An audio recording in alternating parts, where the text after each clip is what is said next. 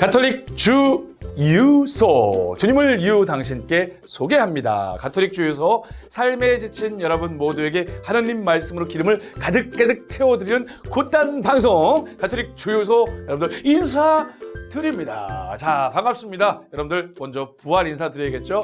부활 진심으로 축하드립니다. 그래요, 사실은 여러 사순식이 어려운, 또 지금 부활이 되었다고 해도 이 코로나19의 어떤 상황들이 조금씩 좀 나아지고 있긴 하지만 어려움은 분명히 있습니다. 하지만 우리 교황님과 또 추기경님께서 부활 파스카 성야 때 또 부활 대축일을 통해서 말씀하셨던 내용들을 한번 잘 들어보면은 용기를 내어라, 희망을 잃지 마라, 이 모든 어려움들을 서로 연대하고 서로 사랑을 나누며 이겨낼 수 있다라고 하는 예수님의 말씀을 우리에게 전해주셨습니다. 그렇기 때문에 이제 좀 어떻게 보면 사순시기에는 우리의 마음을 가라앉히며 회개하고 보석하는 시간을 가졌다면은 좀 더 부활한 이 시기, 물론 사회적인 거리두기나 어떤 공적인 어떤 부분에서 우리가 서로의 약속을 지켜야 되는 것은 분명히 계속 해야 되겠지만, 좀 더 열정적인 마음으로, 뜨거운 마음으로 어렵고 고통받는 이들에게 우리의 가진 것을 나누고 우리의 손을 뻗어나가면서 정말 예수 그리스도께서 우리에게 보여주신 그 십자가의 희생의 사랑을 나눌 수 있는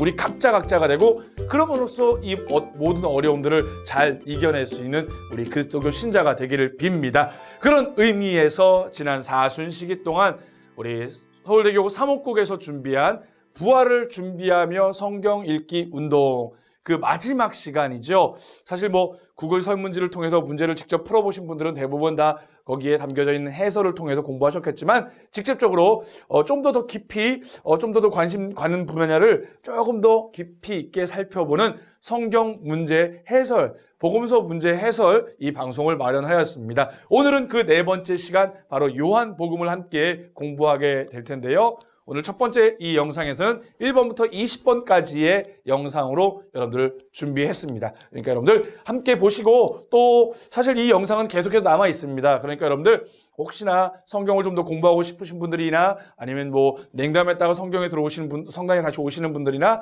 이러한 방송들, 이러한 영상들을 소개해 주시면서 복음서 전체를 쭉 한 번쯤 훑어볼 수 있는 기회에 가장 중요한 건 먼저 읽는 거예요. 이러한 방송만 본다고 해서 도움이 안 되고요. 먼저 쭉 한번 읽어보고 이 문제를 풀어보고 또 문제에 함께 담긴 해설들을 읽어볼 때 이 머릿속에 예수님에 관련된 삶, 예수님의 일대기들이 쭉 하나에 녹아들 수 있는 그런 시간들, 그런 어떤 신앙의 성국들을 마련할 수 있을 거라고 생각합니다. 그런 의미에서 이제 마테오, 마르코, 루카에 걸쳐서 마지막 시간입니다. 요한복음 이제 함께 공부해 보도록 하겠습니다.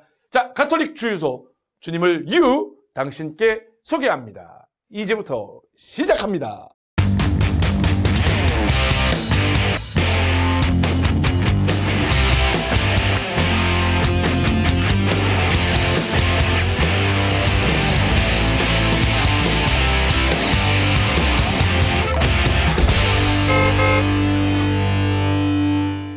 자, 가톨릭 주유소 이제부터 방송 시작해 보도록 하겠습니다. 먼저 시작 기도부터 하고 시작하겠습니다. 성부와 성자와 성령의 이름으로 아멘. 오늘 시작 기도는 코로나19 극복을 청하는 기도로 함께 하겠습니다. 자비로우신 하느님 아버지, 코로나19 확산으로 혼란과 불안 속에 있는 저희와 함께 하여 주십시오. 어려움 속에서도 내적 평화를 잃지 않고 기도하도록 지켜주시고, 각자의 삶의 자리에서 최선을 다할 수 있도록 이끌어 주십시오. 코로나19 감염으로 고통받는 이들에게 치유의 은총을 내려주시고, 이들을 헌신적으로 돌보고 있는 의료진들과 가족들을 축복하여 주십시오. 또한 이 병으로 세상을 떠난 분들의 영혼을 받아주시고 유족들의 슬픔을 위로하여 주십시오. 국가 지도자들에게 지혜와 용기를 더해 주시고, 현장에서 위험을 감수하며 투신하고 있는 관계자들을 보호해 주십시오. 특별히 이런 상황에서 더 큰 위험에 노출되는 가난하고 소외된 약자들을 저희가 더 잘 돌볼 수 있도록 도와주십시오.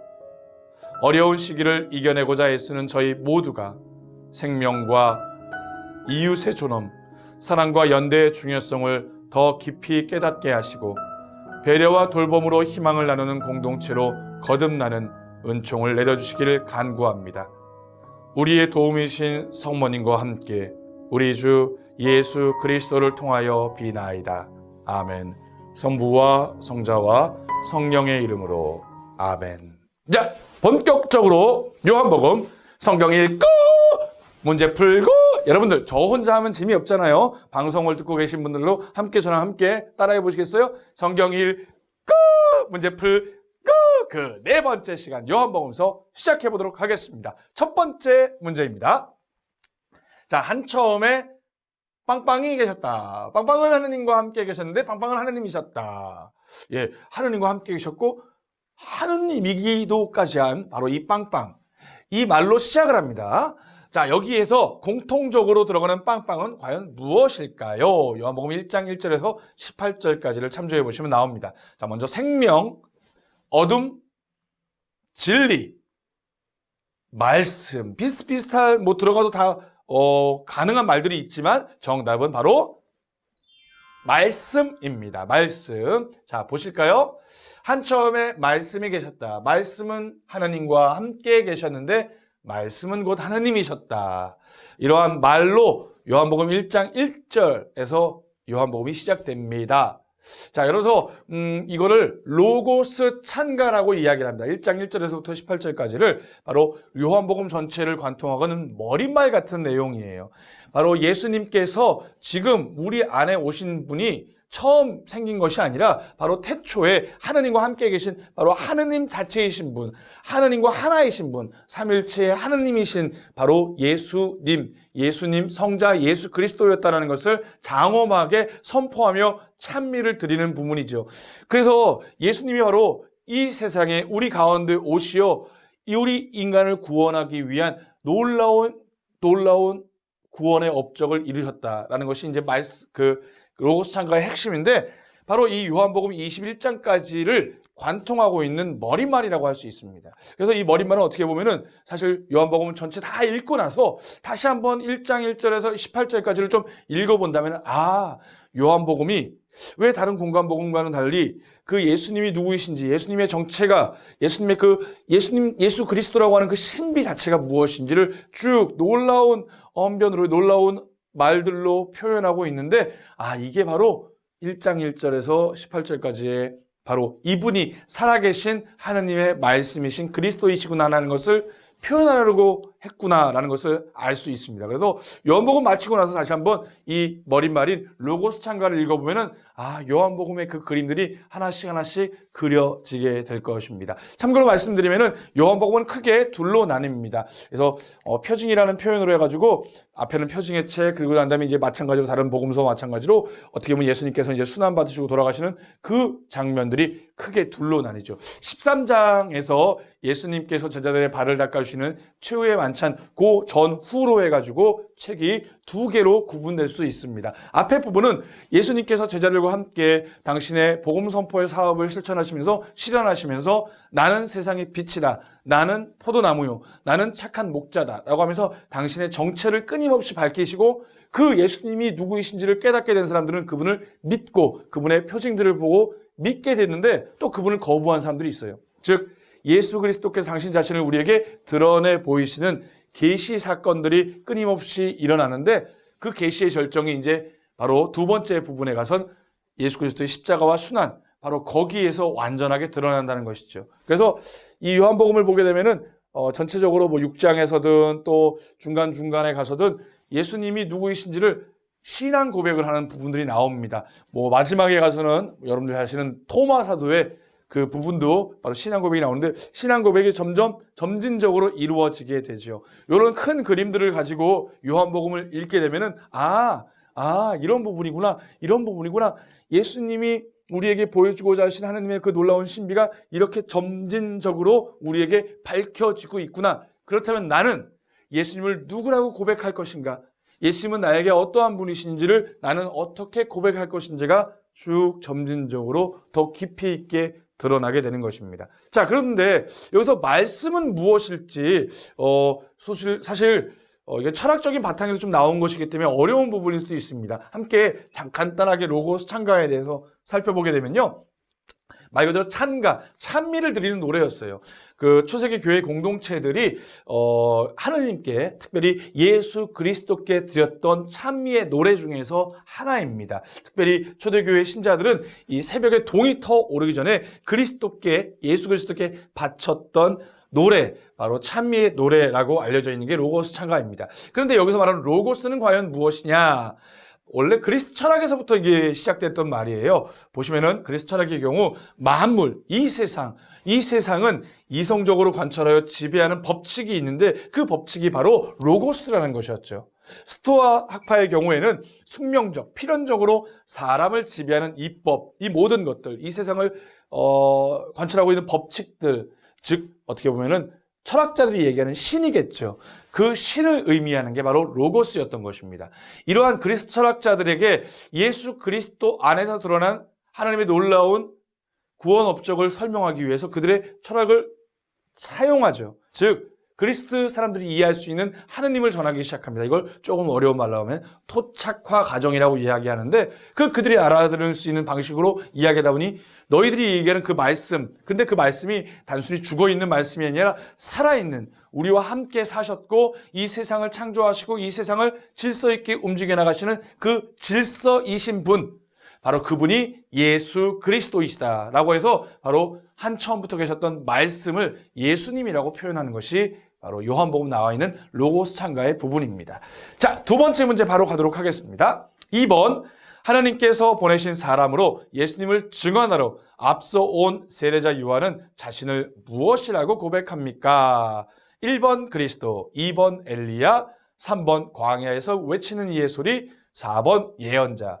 너무 어릴 때부터 주일학교를 다니셨던 분들의 경우에는 너무 어렵지 않지요. 그래요. 3번 광야에서 외치는 이의 소리. 이것은 이제 구약에서부터 예언된 바로 그 예수님의 길을 닦기 위해 예수님의 선구자로서 온 스스로를 광야에서 외치는 이의 소리라고 이야기를 합니다.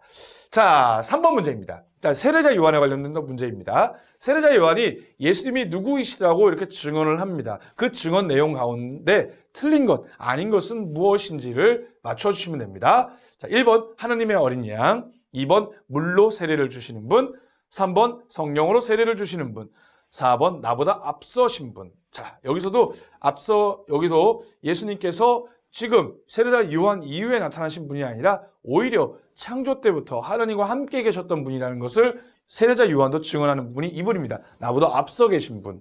그리고 하나님의 어린 양은 여러분들 미사 때 보라 하나님의 어린 양 세상의 죄를 없애시는 분이시니, 그래서 요한복음 1장 39절인 걸로 제가 알고 있는데 세례자 요한의 제자들에게 자 보라 저기 세상의 죄를 없애시는 하나님의 어린 양이 가신다라고 고백을 하죠. 예수님이 바로 이 세상의 죄를 대신 жил머지고 죽으시고 대속하시고 구속하신 하느님의 어린 양이라고 고백을 하죠. 그럼 정답은 2번 아니면 3번인데 자, 요 차이는 이제 분명하게 드러납니다. 자, 정답은 뭘까요?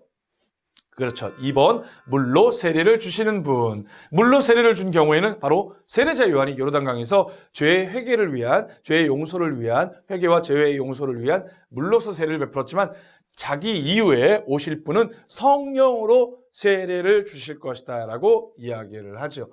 3번 문제였습니다. 자, 이제 4번입니다. 또 세례자 요한과 관련된 문제인데 세례자 요한의 제자 두 사람이 요한이 말하는 것을 듣고 예수님을 따라갔을 때 예수님께서 그들에게 하신 말씀, 그 말씀은 무엇이었는지 맞추시면 됩니다. 자, 랍비 묵고 계신 곳이 어디입니까? 라고 얘기했을 때 뭐라고 예수님이 대답하셨을까요? 자, 1번 와서 보아라, 2번 사람 낚는 어부가 되게 하겠다, 3번 나를 따라라, 4번 제 십자가를 지고 따라라. 자, 정답은 그렇죠. 공간복음과는 다르게 바로 와서 보아라. 그래서 요한복음은 이렇게 증언합니다. 세례자 요한의 제자였던 두 사람이 바로 그날 그분과 함께 묵었다. 그리고 바로 그 다음날 예수님과 함께 지냈던 그 밤을 지내고 난 다음에 그분이 메시아이심을 깨닫게 된 거죠. 그래서 그 두 제자가 다른 이들에게 나는 메시아를 만났소라고 하면서 예수님께 그들을 데려옵니다. 즉 예수님을 만난 사람은 예수님이 누구이신지를 사람들에게 전하는 복음 선포의 사명을, 그 힘을, 그 엄청난 성령의 변화를 겪게 되고 다른 이들에게 복음을 전하는 일들을 자연스럽게 하게 된다는 것이죠. 자, 여기서 사람 낚는 어부가 되게 하겠다. 나를 따라라. 제 십자가를 지고 나를 따라라 하는 부분들은 공관복음의 다른 부분에 나오는 부분이죠. 특별히 2번, 3번의 경우에는 예수님께서 처음에 제자들을 부르셨을 때 공관복음에 나오는 이야기입니다. 자, 이튿날 요한이 자기 제자 두 사람과 함께 그곳에 다시 서 있다가 예수님께서 지나가시는 걸 눈여겨보며 말하였다. 앞서 제가 말씀드렸던 것처럼 보라, 하느님의 어린 양이시다. 그 두 제자는 요한이 말하는 것을 듣고 예수님을 따라갔다. 예수님께서 돌아서시어 그들이 따라오는 것을 보시고 무엇을 찾느냐? 랍비, 어디에 묵고 계십니까? 하고 말하였다. 랍비는 번역하면 스승님이다 라는 말이다. 예수님께서 그들에게 와서 보아라 하시니 그들이 함께 가 예수님께서 묵으시는 것을 보고 그날 그분과 함께 묵었다. 때는 오후 4시쯤이었다. 이 정말 중요한 표현이에요. 어떻게 보면 예수 그리스도를 알게 되고 예수 그리스도를 만나는 이들은 그분 곁에 머물러야 됩니다. 내 사랑 안에 머물러라. 나는 포도나무에 너희는 가지다. 너희는 내 안에 머무르지 않으면 절대로 열매를 맺지 못한다. 이 머무름이라는 단어가 참 중요한 의미로 저는 다가오는데 그분 곁에 머물렀을 때 그분이 하시는 말씀, 그분의 눈빛, 그분의 모든 것들을 우리가 받아들이면서 이분이야말로 정말로 우리가 주님이라고 고백하는 그분이시구나를 온 마음으로 온 나의 전 존재를 통해서 그분이 누구이신지를 깨닫게 될 수 있는 것이죠. 그래서 단순히 뭐 기도하고 이런 것이 아니라 그 기도와 뭐 성경 읽기와 우리의 일상의 삶을 통해서 그분과 함께 내가 함께 머물러 있는 것, 이것이 정말 중요하다는 것을 이 복음 말씀에서 알 수 있습니다. 자, 5번 문제입니다. 예수님께서 일으키신 첫 번째 표징은 무엇입니까? 자, 묵주 기도를 잘 하시는 분들의 경우에는 빛의 신비 두 번째죠. 두 번째란 바로 이것을 알 수 있을 텐데 첫 번째 표징은 무엇입니까? 첫 번째, 벳자타 못가에서 병자를 고치심. 두 번째, 5,000명을 먹이심. 3번, 물 위를 걸으심. 네 번째, 카나의 혼인잔치에서 물을 포도주로 변화시키심. 자, 어떤 걸까요? 자, 정답은요? 그렇죠. 카나의 혼인잔치에서 물을 포도주로 변화시키는 첫 번째 표징입니다. 자, 여러분들 보시면 알겠지만 이 카나의 혼인잔치의 기적은 예수님에게만 표징은 처음 요한복음에만 나타난 부분입니다. 여기서부터 이제 당신의 공적인 활동을 시작하시게 됩니다. 그 가운데 성모님이 함께 계셨고 제자들이 함께 계셨고 또 이런 것들을 여러분들이 이 카나의 혼인잔치 기적 표징에 관련된 성경 말씀을 읽으시면 확인하실 수 있습니다. 자, 6번 문제로 가겠습니다. 예수님께서 이 성전을 허물어라. 그러면 내가 사흘 안에 다시 세우겠다고 말씀하셨대. 이 성전은 무엇을 두고 하신 말씀입니까? 예수님께서 파스카 축제가 되시어 성전에 오르셨을 때 그 성전을 정화하시는 사건이 일어납니다. 성전에 장사하는 사람들이나 이 모든 사람들을 다 흐트러 버리시고 성전을 깨끗하게 하시고자 했던 당신의 모습인데 그때 하셨던 이 성전을 허물어라 하셨던 말씀인데 여기서 말하는 성전은 무엇일까요? 그 이후에 제자들은 부활한 예수님의 모습을 예수님을 만나고 난 다음에야 그 의미가 무엇인지를 알게 됐죠. 자, 1번 헤로데 왕궁, 2번 예수님의 몸, 3번 솔로몬 성전, 4번 예루살렘 성전. 자, 뭘까요? 그렇죠. 조금씩 느낌이 다르죠? 다 다릅니다. 헤로데 왕궁, 솔로몬 성전, 예루살렘 성전이 좀 다른데 바로 정답은 예수님의 몸. 사흘 안에 부활하시게 될 것임을 미리 알려주신 부분이죠. 자, 7번 문제 볼까요? 예수님께서는 파스카 축제가 가까워지자 예루살렘으로 올라가십니다. 예루살렘으로. 자, 예루살렘으로 올라갔는데 지도상으로 보면은 지도에서는 그 갈릴레아에서 내려가시는 거죠. 근데 우리가 서울로 올라간다라고 얘기하는 것처럼 그 당시에 가장 중요한 도시였던 예루살렘으로 올라간다는 표현을 쓰는 겁니다. 거기에서 성전을 다시 세우시겠다고 하자 유다인들이 이 성전을 몇 년 걸려서 지었는지를 말하면서 예수님의 말을 믿지 않습니다. 자, 이 예루살렘 성전, 예수님이 계셨을 때 당시 이 예루살렘 성전을 짓는데 몇 년이나 걸렸을까요? 자, 1번 14년, 2번 46년, 3번 64년, 4번 54년. 그래요. 정답은요? 바로 46년입니다. 헤로데가 다시 증축했던 헤로데 성전이라고 표현되는 부분이죠. 자, 여기서 여러분들 조금 궁금해 하실 것 같아서, 자, 성전. 우리가 지금 성당에서 기도를 하죠. 이 성당에 어떻게 보면은 그 연결, 구약의 하나님 백성이 이제 새로운 예수 그리스도의 새로운 파스카를 통한 하느님의 백성이 되었는데 바로 그 성전의 맥락이 바로 지금 우리가 여러분들 기도하고 있는 성당의 그 모습과도 일맥상통하는 부분이 있습니다. 즉, 자, 여기서 보시면은, 이것도 제가 이걸 굳이 여러분들에게 꼭 말씀을 드리려고 하는 이유가 신천지, 요즘 한창 문제가 되고 있는 신천지도, 그 증거 장막 성전이라고 하는 이단 종파의 한 부분입니다. 그래서 신천지가 원래 그 총 명칭이 신천지 예수교 증거 장막 성전이라고 얘기합니다.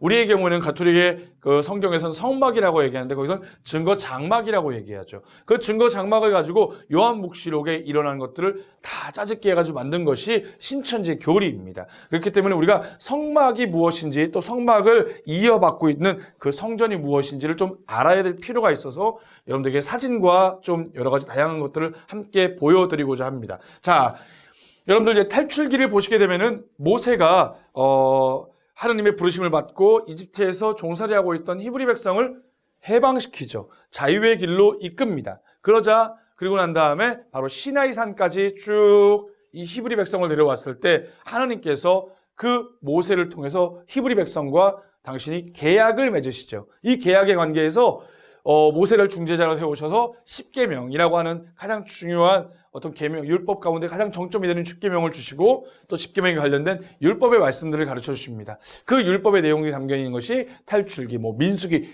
이제 레위기, 신명기에 관련된 부분인데 그때 이제 탈출기 25장에서부터 마지막까지 그 하느님의 현존을 모실 수 있는 그 십계명과 그 십계명의 거룩한 말씀을 담고 있는 바로 그 성막을 지을 것을 이야기합니다. 이게 바로 그림으로 만들어 놓은 상상도인데 바로 이 성막의 그림입니다. 성막입니다. 여기가 입구가 되겠고요. 사람들은 와서 여기에서 번제물을 제사를 바치고 여기 바로 지금 빛이 이렇게 나는데 여기가 성소 거룩한 지역이고 이 안에 들어가시면 또 요 뒤쪽에 지성소, 지극히 거룩한 성소라고 해서 지극히 거룩한 곳이라고 해서 지성소인데 여기에 바로 계약의 교회, 개신교 표현하면 언약의 궤라고 하는데 그 계약의 궤에 바로 십계명판이 담겨져 있는 것이었죠.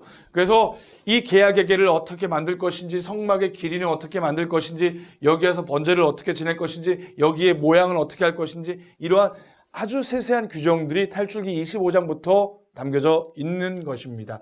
이렇게 히브리 백성들은 탈출기 마지막에 가서는 다시 하나님께서 그들에게 십계명을 내려주시고 그들의 성막에 이 지성소에 내려앉았다. 그래서 하나님께서 하나님 백성의 가운데 하나님께서 함께 하시는 그 현존이 내려앉았다는 것을 보여주는데 이 성막을 지역을 옮겨 다니면서 이 성막을 먼저 만들고 주위에 12지파들이 함께 이렇게 모여 살았다는 거예요.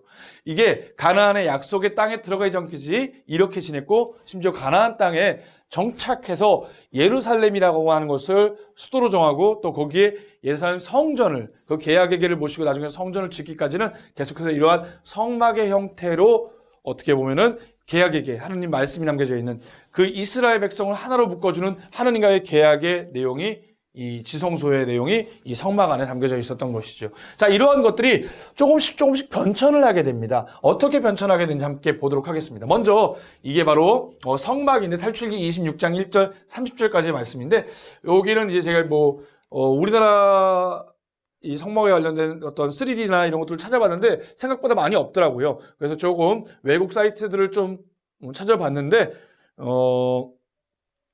여기 로고스 바이블 소프트웨어라고 하는 곳에서 제가 자료를 찾은 것입니다. 자, 보시면은 이게 미식 축구 경기장이에요. 이게 지금 여기 나와 있는 것처럼 이 크기를 비교해 있는 건데 여기가 이제 성막의 크기입니다. 엄청나게 큰 거예요. 사실 따지고 보면은. 자, 그래서 아까 말씀드렸던 것처럼 입구에서 들어가서 여기에서 번제물을 바치고 여기에서 번제물을 바치기 전에 그 번제를 바치는 제사를 진행해야 되는 사제가 손을 닦는 그 자리고요. 여기가 이제 들어가시면 지성소입니다. 성소고 이 성소에 칠지초가 있고 사제들이 먹는 하나님께 바치는 빵이 있고 여기 들어가게 되면은 지성소가 있습니다. 여러분들 유튜브에 들어가시면은 이 타베르나클 오브 모세스 그러고 딱 치시면은 거기에 이 아주 3D로 입체로 돼서 이 모양이 어떻게 되는지를 잘 찾아볼 수 있습니다. 제가 여기서 영상을 틀 수 없기 때문에 요것만 좀 보여드리고, 자, 이러한 그러면 성막의 형태가 어떻게 바뀌게 되는지 함께 보도록 하겠습니다. 자, 이제 솔로몬이 하느님께 바치고자 하는 성전을 짓게 되죠. 이것을 첫 번째 성전, 솔로몬 성전인데 크기가 더 아까 그 성막보다 커집니다. 이게 아까 얘기했던 미식축구 경기장인데 거기에 거의 비슷한 형태로 이루어지게 되죠. 아까 얘기했던 것처럼 지극히 거룩한 성소와 성소를 구분하고 이 구분하는 어떤 그런 것들이 있는데, 여기서 보시면은 여기가 이제 손을 닦는데, 이렇게 제사를 번제물을 바치는데, 그리고 여기 성소 그 안에 여기 거룩들이 계약의 개를 이렇게 딱 바치고 있는 그 계약의 개가 이 안에 모셔지게 되는 거죠. 그래서 솔로몬이 오로지 하나님께 경배를 드리고 찬미의 제사를 드릴 수 있는 그 성전을 처음 만들기 시작합니다. 그 전까지는 이 계약의 개를 계속 들고 다니는 거예요. 자신들의 민족의 중심이었던 바로 그 계약의 개를 모시고 이제는 그 예루살렘이라고 하는 솔로몬 성전에 이렇게 모시게 됩니다. 자, 이제 에제키엘 성전인데, 이 에제키엘 성전은 실제로 있었던 것이 아니라 여기 에제키엘 40장에서 48장에 나오는 그 에제키엘 예언자가 환시를 통해서 그 어떻게 성전을 질 것이냐, 성전의 모습에 대한 환시를 받게 되는데, 그 환시의 모습이 이렇게 나타납니다. 조금 지금 이 기존의 형태와는 조금 달라지긴 하는데 그런 것들을 모형도로 만들어 놓은 것이고요. 뭐 자세한 설명은 여기서 너무 들어가기 힘드니까 다음 걸로 넘어가게 되면은, 자, 여기서 제2성전입니다. 아까도 여러분 혹시나 기회가 되시면은 서울대교구 사목국 유튜브 채널에 들어오시면은 그 한눈에 살펴보는 이스라엘의 역사, 한눈에 살펴보면 구원의 역사라고 해가지고 1시간짜리 이스라엘 역사 전체를 제가 강의를 한 내용이 있습니다. 그걸 함께 살펴보시면은 721년경에 북이스라엘, 이 다윗 솔로몬 때까지는 하나의 통일 왕조였는데 북이스라엘과 남유다로 분열이 되게 돼요. 그래서 당시의 패권이었던 아시리아에게 721년에 북이스라엘이 멸망하게 되고요. 그리고 밑에 남유다는 조금 더 오랜 시간 함께 있었지만 하나의 어떤 민족 국가를 형성했지만 587년에 바로 587년에 당시의 패권 아시리아를 무찔렀던 패망시켰던 바빌론이라고 하는 곳에서 침공이 들어가고 그로부터 바빌론에게 멸망을 당하기 시작하죠. 그리고 수많은 사람들이 바빌론으로 끌려가게 됩니다. 당시 그때 이 아까 얘기했던 솔로몬 성전이 엄청나게 파괴가 되기 시작해요. 자신들의 모든 삶의 기반이었던 자신의 민족의 하느님과 우리를 연결해주는 모든 핵심이었던 그 이스라엘에 있는 그 성전, 하느님의 성전이 무너지고 났을 때, 또 유배를 떠났을 때 얼마나 처참한 심정이었겠습니까? 그리고 난 다음에 이제 페르시아가 패권을 잡게 돼서 키루스가 칙령을 내려, 자, 너희 나라로 다 돌아가라. 그리고 너희들의 신에게 제사를 바쳐도 괜찮다라고 이야기를 하면서 돌아옵니다. 다시 이스라엘 지역으로 유배를 떠났던 사람들이 전부는 아니었지만 일부가 돌아와서 우리가 정신 차려야 된다. 정말 하느님 안에서 올바른 삶을 살아야 된다라고 하면서 성전을 짓기 시작합니다. 새롭게. 그래서 여러분들이 아시는 에즈라라든가 느헤미야서라든가 이러한 그것들이 다 바로 이 제2성전, 주룹바벨 성전이라고 하는 이 주룹바벨이 총독인데, 이 총독이 와서 이 성전을 짓기 시작하는 일들에 서 이름이 붙여졌는데 제2성전이라고도 합니다. 그래서 그때 지어졌던 성전이 이러한 형태입니다. 조금씩 나중에 이제 헤로데가 지었던 성전, 예수님께서 있었던 성전의 모형으로 갖춰지기 시작하는데, 이 큰 것이 기본적인 형태는 같습니다. 아까 처음에 성막 모습과도 같죠? 비슷하죠? 여기를 지나서 여기에서 안쪽 뜰이 있고 이 안에 이제 여기 상투어리라고 해가지고 성소가 있고 그 성소 안에 지성소가 있는 것입니다. 그리고 그 성소와 지성소를 갈라놓는 휘장이 이렇게 있는 것이고요. 그래서 여기에서 제사를 봉헌했던 것입니다. 자, 그리고 난 다음에 이제 헤로데가 다시금 성전을 증축하기 이릅니다. 왜냐하면 그 역사적인 상황 속에서 또 여러 외세의 침략을 받으면서 성전이 무너지고 또 성전이 파괴되기에 이르죠. 그래서 헤로데가 46년이나 걸려서 만들었던 이 성전, 어마어마한 성전입니다. 어마어마한 성전입니다. 자, 아메리칸 풋볼 필드, 이거보다 더 큰 형태의, 아까는 요만큼이 성막이었다면 이제는 훨씬 더 큰 성전이 마련되기 시작하죠. 그래서 바로 그 주룹바벨 성전과도 비슷한 형태인데 여기에 똑같이 성소와 지성소가 구분되고 여기 사제들이 들어갈 수 있는 그런 어떤 뜰과 여기 여자들이 들어갈 수 있는 뜰, 이방인들의 뜰 이렇게 어떤 구분 짓는 형태의 성전이 마련되기 시작합니다. 이게 바로 예수님 당시에 있었던 성전이고 이게 나중에 70년에 기원 후 70년에 이스라엘이 로마로부터 완전히 멸망하게 될 때 완전히 파괴되기에 이릅니다. 자, 이 크기가 이제 성전 크기를 비교하게 되면은 솔로몬, 여기가 이제 솔로몬 성전인데 솔로몬 성전보다 엄청나게 커졌죠. 엄청나게 커졌다는 것을 우리가 알 수 있습니다. 그리고 이 헤로데 성전은 중요한 게 여기가 이제 이게 성전이고요. 여기 성전을 이 전체를 성전이라고 할 수도 있는데 가장 중요한 건 이 안쪽이고 여기가 보면은 주랑이 있습니다. 그러니까 기둥이 쭉 있고 여기에 수많은 상인들, 환전상들. 지난번에도 한번 말씀드렸던 것처럼 매년 3번의 큰 축제를 위해서 파스카나 이런 오순절 축제나 이렇게 오기 위해서 성전세를 봉헌을 해야 되는데 그 성전세를 봉헌하기 위해서 로마 돈이나 다른 나라 돈을 바칠 수가 없었어요. 그 돈을 바꿔야 되기 때문에 이 주랑에서 환전상들이 있었고 또 제사를 지내기 위해서는 어린 양을 팔거나 비둘기. 예수님께서 바로 이곳에서 채찍질을 통해서 거기를 다 쓸어 엎어버리는 곳이 바로 이 주랑이 되는 것입니다. 이게 이제 성전이고 여기 보시면은 안토니아 요새라고 있습니다. 로마의 지배를 받고 있었기 때문에 이 성전 안에서 가장 사람들이 많이 모이기 때문에 무슨 동요나 소요가 일어날 수 있기 때문에 여기서 지켜보고 있었던 거죠. 바로 여기가 안토니아 요새 로마군이 주둔했던 곳이 되겠습니다. 자, 그래서 이제 지금의 모습을 보게 되면은 지금 이제 예루살렘 성전 모습인데 그 틀은 그대로 남아 있죠. 그 틀은 남아 있는데 이스라엘이 완전히 로마로부터 패망하고 난 다음에 이슬람이 와서 여기에 큰 2개의 이슬람 사원을 짓는데 그 헤로데 궁전, 헤로데 성전의 형태가 남은 것이 유일하게 남은 것이 바로 여기 이쪽 서쪽에 있는 통곡의 벽이라고 하는 부분입니다.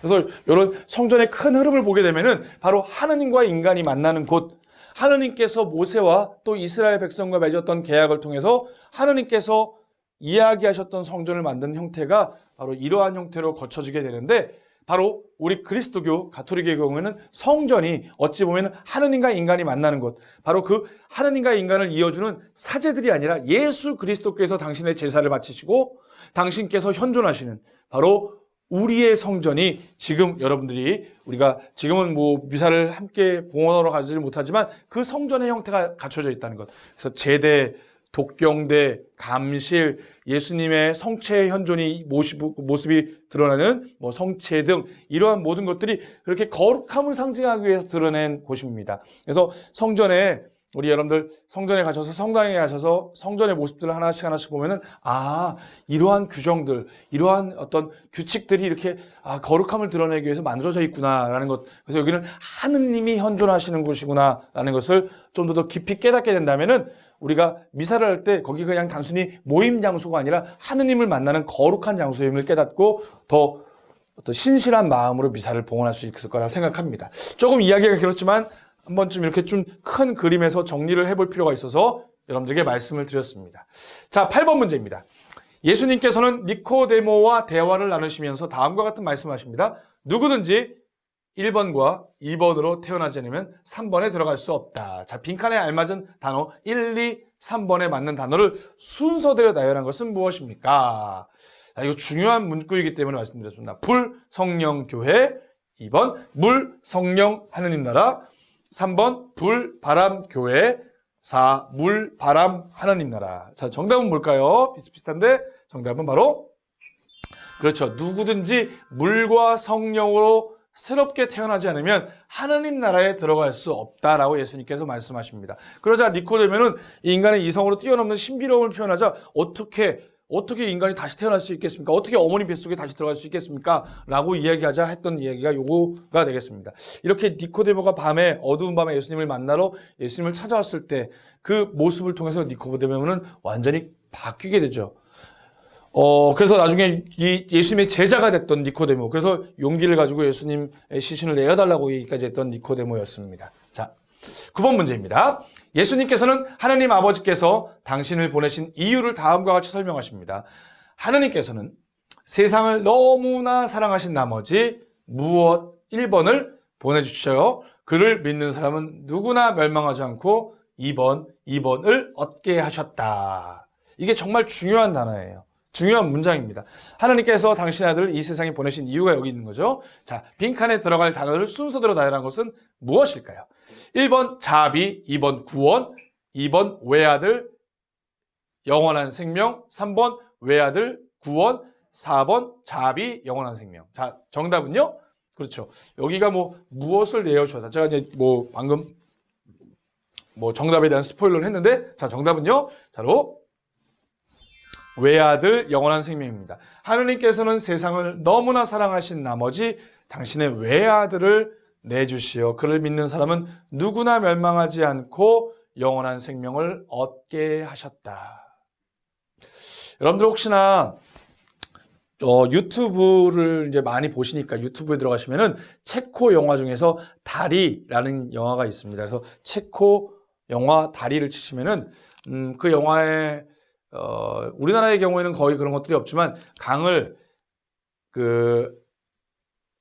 배들이 이렇게 다니는 것이 다리가 이렇게 쭉 열리는, 이걸 뭐라고 그러는지 제가 정확하게 표현이 갑자기 생각이 안 나는데, 이것을 열었다 닫았다는, 그래서 배들이 지나갈 수 있도록 이 일을 하는 어떤 사람이 나옵니다. 그런데 기차가 저쪽에서 쭉 오고 있고 이게 닫히지가 않았던 거예요.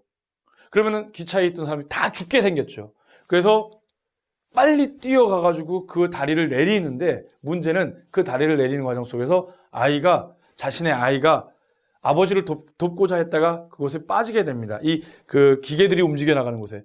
근데 아이를 지금 당장 구하지 않으면 아이가 죽게 생겼고, 만약에 이 레버를 내리지 않으면 그 기차에 타고 있던 수많은 사람들이 죽게 되는 거예요. 이러한 딜레마, 아들을 구할 것이냐, 수많은 사람들을 구할 것이냐, 이 딜레마 속에서 이 다리를 올리고 내리고 왔던 그 일을 했던 사람은 바로 기차에 있던 수많은 사람들을 구하죠. 그러면서 우리에게 질문을 던집니다. 바로 예수 그리스도, 바로 하느님의 아들을 이 세상에 내어주심으로써, 사실 근데 그 기차에 있던 사람들은 자신이 구원받은지도 몰라요. 하지만 당신 아들을 희생하심으로써 당신 아들을, 자기의 아들을 희생함으로써 수많은 사람들을 구원했던 것처럼 하나님께서는 당신 아들을, 외아들을 이 세상에 내어주셔서 우리 인간이 영원한 생명을 얻기 위해 해주셨다는 것. 하지만 마치 우리는 그 기차에 타고 있는 아무것도 모르는 사람처럼 예수님을 모르는 사람으로 살아가는 걸 수도 있죠. 자, 이런 부분들이 이 부분에 나옵니다. 예수님을 이 세상에 왜 보내신지 분명하게 언급하고 있는 부분입니다. 자, 10번 문제입니다. 예수님께서 유다를 떠나 갈릴레아로 가실 때 어느 지역 시카르라는 고을에 들리시어 물을 기르러 온 한 여인에게, 어느 지역입니다. 어느 지역? 마시면 영원히 목마르지 않는 물에 대해서 말씀하십니다. 예수님께서 여자와 이야기를 나누신 이 지역, 어느 지역, 이 지역의 이름은 무엇일까요? 너무나도 잘 아는 부분이죠. 바로 사마리아입니다. 사마리아. 그래서 보통 우리가 사마리아 여인, 그리고 그 여인에게 영원히 목마르지 않은 물을 주시겠다라고 얘기했던, 그래서 사순 제3주일, 4주일인가 이때 주일 복음으로 우리가 꼭 듣게 되는 말씀이 바로 이 부분입니다. 자, 11번 문제입니다. 예수님께서 사마리아 여인과 대화에서 말씀하신 진실한 예배자들이 아버지께 드릴 예배는 무엇입니까? 사마리아 여인과 대화를 나누면서 사마리아 여인이 우리 조상들은 여기가 우리가 드릴 올바른 곳이고 저희가 올바른 곳입니다. 막 이렇게 얘기하는데, 진정한 예배를 드리는 것이 무엇인지를 예수님께서 설명하십니다. 그것은 뭘까요? 자, 성령과 믿음으로 드리는 예배, 2번 희생 제물을 바치는 예배, 3번 회개하고 속죄 제물을 바치는 예배, 4번 영과 진리 안에서 드리는 예배. 이 예수님께서 얘기하셨던 말씀입니다. 자, 정답은요? 그래요. 성령과 진리 안에서 드리는 예배가 이제 예수님 시대 이후에 그 성전에서 번제물을 바치는 이런 제사를 뛰어넘는, 바로 당신을 통해서, 당신의 희생 제사를 통해서만이 바치는 예배가 진정한 예배가 될 것이다라고 사마리아 여인에게 이야기를 하시는 부분입니다. 자, 12번 문제입니다. 예수님께서 예루살렘의 양문 곁에 있는 문의 이름입니다. 못가에서 38해나 38년이나 앓던 병자를 고쳐주십니다. 이 못가의 이름은 무엇일까요? 여러분들 실로암 무슨 못 많이 있잖아요. 그 못의 이름은 무엇일까요? 정답은, 자, 1번 갈릴레아, 2번 베차타, 3번 벳사이다, 4번 예리코. 자, 정답은 2번 벳자타입니다. 제가 확인했어야 했는데 소리가 먼저 나와버린. 자, 정답은 벳자타 못입니다. 요한복음 5장에 나오는 부분인데, 자, 그 뒤에 유다인들의 축제 때가 되어 예수님께서 예루살렘에 올라가셨다. 유다인들의 축제 때가 되어 파스카 축제겠죠. 자, 공관복음의 경우에는 예수님께서 1년을 함께 제자들과 살면서 단 한 번의 파스카 축제를 올라가셨는데, 요한복음의 경우에는 3번의 파스카 축제를 올라가셨다고 해요. 그래서 예수님께서 공생활을 3년 하셨다라고 얘기하는 그런 부분은 요한복음을 근거한 내용입니다. 예루살렘의 양문 곁에는 히브리 말로 벳자타라는 못이 있었다. 그 못에는 주랑, 기둥입니다. 기둥이 5채 딸려 있는데 그 안에는 눈머니, 다리 저느니, 팔다리가 말라 비틀어지니 같은 병자들이 많이 누워 있었다. 그들은 그 못의 물들이 움직이기를 기다리고 있었다. 이따금 주님의 천사가 그 못에 내려와 물을 출렁이게 하였는데, 물이 출렁거린 다음 맨 먼저 못에 내려가는 그 연못에, 그 벳자타 못에 들어가는 이는 무슨 질병에 걸렸더라도 건강하게 되었기 때문이다 라고 하는 어떤 그런 민간 어떤 전승이 내려왔던 곳이지요. 이곳에서 이제 말 그대로 주랑에 이렇게 있었던 그 38년 동안, 근데 아무도 자기를 거기에 못에 데려가 주지 못하는 거예요. 그러한 사람을 고쳐주시는 부분이 되겠습니다. 자, 이것도 함께 볼까요? 이게 지금 예루살렘 지도인데 조금씩 지역, 요게 너무 더 커지겠죠? 여기서 보시면은 이게 옛날의 지역입니다. 이거 골고타라고 보이시죠? 골고타. 바로 예수님께 십자가에 못 박혀 돌아가신 데인데, 여기가 바로 아까 함께 보셨던 헤로데 성전입니다. 여기가 이제 성전이고, 이방인들의 뜰, 이 안에 여인들의 뜰, 여기가 이제 왕실 주랑, 이제 솔로몬 주랑이 있는데, 자, 여기가 통곡의 벽이고요. 자, 여기서 보시면은 헤로데 공적, 천동 광저, 갑바타 있는데, 예수님께서 최후의 만찬하셨던 곳이 이쯤으로 지금 알려져 있고요. 제자가 12제자와 함께 최후의 만찬을 끝내시고 오신 곳이 겟세마니 동산이고, 여기서 체포하셔서 이렇게 가야파한테 갔다가 헤로데한테 갔다가 뭐에 갔다가 이렇게 가다가 여기에서 이제 사형 선고를 받으시고 이제 골고타까지 가시는 게 바로 지난주에 여러분들이 보셨던 성주간의 일정입니다. 자, 그런데 여기서 예수님께서 벳자타의 못에서 병자를 치유하신 것이 바로 이쪽입니다. 여기서 이제 이쪽 문이 아마 양문인 것으로 제가 이제 알고 있는데, 여기가 이제 여러분 나중에 이스라엘 성지순례 가시면은 여기 성 안나의 성당이 있습니다. 여기 벳자타 못이 있습니다. 이 위치가 거기고요. 자, 이제 그림을 보시게 되면은 하늘의 천사가 이 주랑에 딸린 이 밑에서 물이 이제 막 올라오면, 움직이면은, 출렁이면은 가장 먼저 병자들 중에서 가장 먼저 그 물을 만진 사람이 질병을 낫게 되는 거예요. 병을 낫게 되는 거죠. 예수님께서 그 38년 동안 고통받고 있는 사람을 치유해 주시는 장면, 벳자타 못가에서 치유해 주시는 장면을 그린 그림입니다. 자, 지금 이게 벳자타 못인데, 실제로 가셔서 보시면은 이제 벳자타 못인데 아주 깊은 못이에요. 그래서 여기에서 이제 물을 받아가지고 출렁거릴 때, 하늘의 천사가 내려왔다라고 생각해서 그 물을 먹는 건지 만지는 건지 하는 건지 잘 모르겠지만, 여하튼 그 당시에 그 사람들이 생각했던 방식으로 거기에 들어가면 낫는다고 했는데, 예수님이 그런 어떤 전승을 띄워놓고 당신의 놀라운 능력으로 그 38년 동안 앓던 일을 고쳐주시는 곳이 바로 벳자타입니다. 자, 13번 문제입니다. 너희는 빵빵에서 영원한 생명을 찾아 얻겠다는 생각으로 빵빵을 연구한다. 바로 그 빵빵이 나를 위하여 증언한다. 여기서 말하는 빵빵은 무엇일까요? 빵빵에 들어가는 말은 무엇일까요? 1번 율법. 너희는 율법에서 영원한 생명을 찾아 얻겠다는 생각으로 율법을 연구한다. 조금 느낌이 다르죠? 그죠? 2번 성전. 성전에서 영원한 생명을 찾아 얻겠다는 생각으로. 자, 3번 성경에서 영원한 생명을 찾아 얻겠다는 생각으로 성경을 연구한다. 4번 토라에서 영원한 생명을 찾아 얻겠다는 생각으로 토라를 연구한다. 자, 정답은 뭘까요? 정답은 3번 성경입니다. 자, 이건 우리들도 한번 좀 고민해 볼 이야기입니다. 우리가 성경을 지금 열심히 읽고 또 공부하는데, 그 궁극적인 이유는 바로 그 성경이 증언하는 예수님을 알고 예수님을 만나고 예수님을 믿음으로써 구원을 얻기 위한 것, 바로 성경을 연구하고 탐구하는 이유가 거기 있습니다.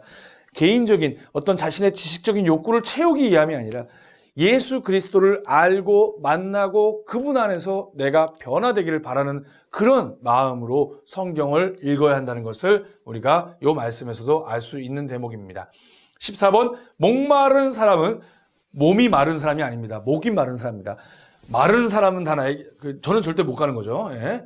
뚱뚱한 사람이니까. 예. 목마른 사람은 다 나에게 와서 마셔라. 나를 믿는 사람은 성경 말씀대로 그 속에서부터 생수의 강들이 흘러나올 것이다. 여기서 말하는 생수는 여기 삼다순이 이런 생수, 우리가 보통 먹고 있는 생명의 물입니다. 생명의 물. 생명의 물이 뿜어져 나오는 그 강들을 이야기하는 것입니다. 자, 그래서 이 말씀은 예수님께서 당신을 믿는 사람들이 무엇을 받게 될 것임을 가리켜 하신 말씀일까요? 자, 정답은 여기서 또 틀렸네요. 자, 1번 기쁨, 2번 은혜, 3번 성령, 4번 사랑. 자, 정답은 성령이지요. 성령을 받게 된다는 거죠. 성령 안에서 우리는 영원한 생명을 위한 그 생명의 그 엄청난 그 움직임, 역동성이 성령 안에서 이루어진다는 것을 예수님께서 빗대어 말씀해 주신 것입니다. 자, 15번. 어떤 여자가 간음을 하다가, 이것도 유명한 에피소드죠. 어떤 여자가 간음을 하다가 현장에서 붙잡혀왔습니다. 율법학자들과 바리사이들은 예수님을 시험하려고 이 여자를 예수님께 끌고 와 어떻게 해야 하냐고 묻습니다. 율법이 이미 정해져 있었어요. 현장에서 간음하다 잡힌 여자애는 돌로 쳐 죽임, 공적인 장소에서 돌로 쳐 죽임을 당해도 마땅한 거였죠. 그런데 예수님이 늘 사랑하라, 이웃을 사랑하라고 얘기하셨기 때문에 예수님을 시험하려고, 이런 과정 속에서 어떻게 해야 되는지를 시험하기 위해서 그 여인을 예수님께 데리고 오죠. 이때 예수님께서 하신 말씀과 행동이 있습니다. 좀 독특한 행동을 하시고 아주 놀라운 말씀을 하시죠. 뭐였는지 그 중에 아닌 것을 골라주시면 됩니다. 1번, 몸을 굽히시어 손가락으로 땅에 무엇인가를 쓰셨다. 2번, 너희 가운데 죄 없는 자가 먼저 저 여자에게 돌을 던져라. 3번, 여인아, 내 믿음이 너를 살렸다. 평안히 가거라. 4번, 나도 너를 단죄하지 않는다. 가거라. 그리고 이제부터 다시는 죄 짓지 마라. 자, 정답은 뭘까요? 그렇죠. 정답은 바로 3번.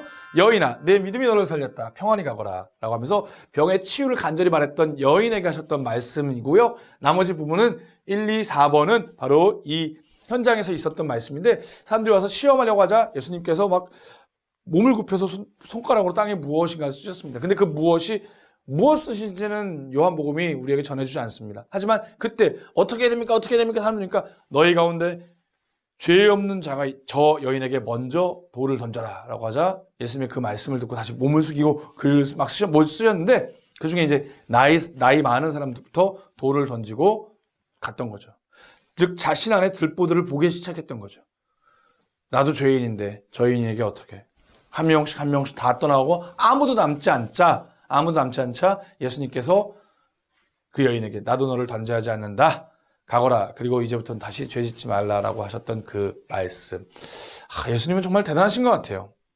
이러한 어떤 시험에 빠졌을 때 이런 지혜로움을 우리가 가져야 되는, 단순한 인간적인 지혜가 아니겠죠. 여하튼 자, 16번 문제로 넘어가도록 하겠습니다. 나는 세상의 빛이다. 나를 따라오는 사람은 어둠 속을 걷지 않고 무엇의 빛을 얻으리라.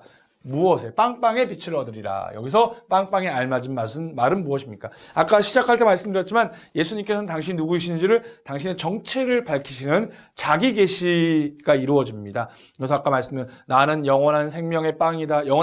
생명의 빵이다. 나는 영원한 생명이다. 나는 착한 목자다. 나는 포도나무요. 나는 뭐다. 이렇게 끊임없이 당신이 누구이신지를 비유 말씀을 통해, 또 직접적인 말씀을 통해 이야기하시는데, 그 중에 하나가 나는 세상의 빛이다라는 표현으로 말씀하십니다. 여기에 들어가는 말은 뭘까요? 1번 진리의 빛을 얻으리라. 2번 기쁨의 빛을 얻으리라. 3번 생명의 빛을 얻으리라. 4번 세상의 빛을 얻으리라. 자, 정답은 뭘까요?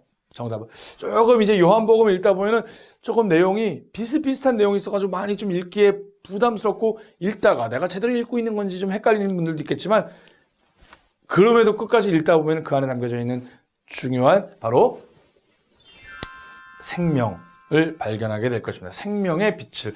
요한복음에 나오는 진리, 생명 이런 단어들이 정말 중요한데, 그 그 단어들의 의미, 예수님께서 하셨던 말씀의 단어들의 의미만이라도 우리가 충실히 이해하고 요한복음을 읽는다면 더 깊이 요한복음이 우리에게 전해주고자 하셨던 예수님이 누구이신지 또 신앙의 길을 어떻게 걸어가야 되는지를 알 수 있을 것입니다. 자, 16번 문제입니다. 예수님께서 유다인들과의 논쟁 가운데 당신이 누구이신지, 당신이 누구인지 밝히셨습니다. 예수님께서는 당신에 관하여 어떻게 말씀하셨나요?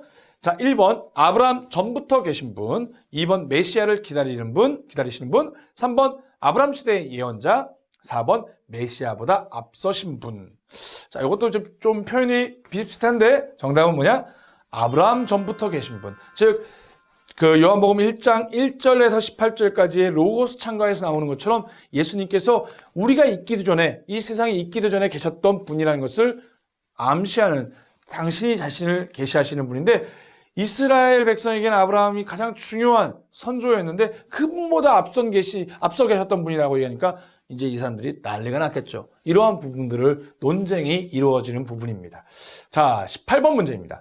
태생소경. 태어날 때부터 소경이 치유받았습니다. 이 장면도 이 요한복음 9장이 길게 나오는데 여러분들 이 나중에 꼭 태생소경만큼이라도 꼭 읽어보십시오. 태생소경이 조금씩 변해갑니다. 조금씩 변해가요. 그리고 태생소경이 놀라운 치유를 경험했을 때 주위 인물들이 있어요. 이 성경 말씀을 쭉 이어가면은 태생소경처럼 우리가 어떻게 눈이 열리고 주님을 만나고 주님을 어떻게 고백하는지가 점점점 달라집니다.